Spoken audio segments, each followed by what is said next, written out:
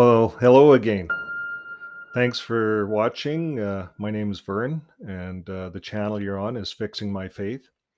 And today I was just going to talk about fading away and what it felt like when I was fading away from the religion in 2012. That was 10 years ago, and some of the steps that I had taken. And I'm just going to share with you, and I'm going to later tell you that it wasn't necessarily the right thing to do, but I'll share what I did because this is all new to all of us leaving the Jehovah's Witness religion. Like, what do you do? And you're programmed like me for 30 years. I was programmed that don't look at anything on the internet that's not jw.org and stay away from apostasy and you'll be fine.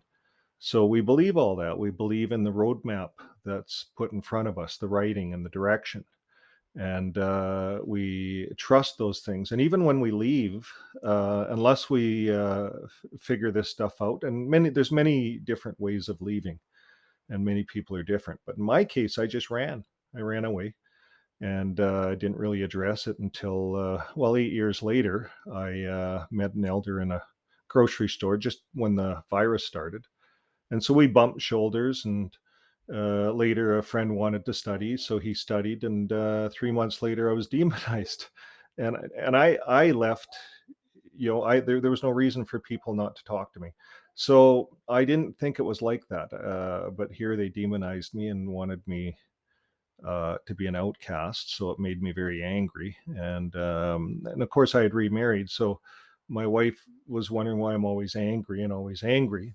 So what it was is I wasn't dealing with this cognitive dissonance that's in our brain, this confusion. We get this Rutherford trance going in our head, and we believed it all our life. We still haven't fixed it.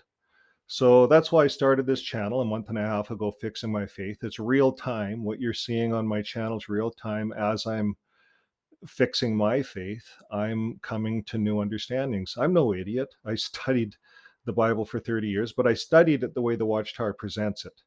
And I found through this healing process to take the anger away from people, current people, to put the anger where it deserves to be. But to do that, I had to come to the admission that I was in a cult. And I had difficulty doing that at first.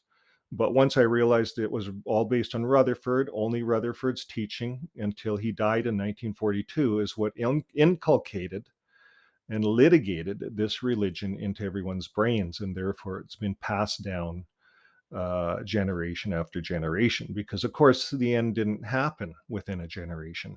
The end didn't happen in 1914 and 1925 and all these 1975. The end didn't happen. And so of course when you're in the cult, you don't realize that these are false prophets predicting end times, and you kind of turn a blind eye to a lot of facts, and they keep you so busy, and you can never keep up to the reading program because there's just so much reading and so much studying and so many meetings. And I felt, I was falling asleep a lot at meetings, and I should try to juggle work and meetings, and to be balanced, you can never be balanced. So I was always one way or the other. And then they take scriptures like lukewarm and hot or cold, and they make you want to be hot or cold.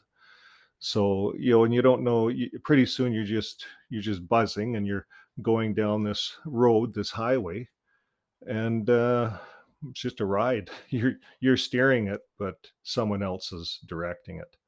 So as I got out of this tunnel, and started fixing my faith, because you actually have to go online. Perhaps now you can do it, you can go online, there's many ways of fixing your faith, and you can learn the truth. The first thing is to break apart everything that you've learned and realize that it was all baloney. It was all false doctrinations. And it's easy to do now. And you can do it by simply learning that the religion's not the truth. There can only be one truth. Jesus is the truth. John 14:6. How many times did I read that scripture before but never see it? Because when you're in the outhouse, you don't smell the stink. And I don't know how else to explain this stuff, but I'm telling you guys in real time. I'm like a month and a half in, and I'm sharing all this with you guys. So it's bizarre, and I'm going to keep talking about it as a cult. It's dangerous, and I think the more we share, tear it apart, the better we're going to help the world. That's my belief. And if it's like that's how Apostle Paul was, he was, killing people, killing the true religions. Well, isn't that what the Watchtower does? Kills all the other religions with its killing words.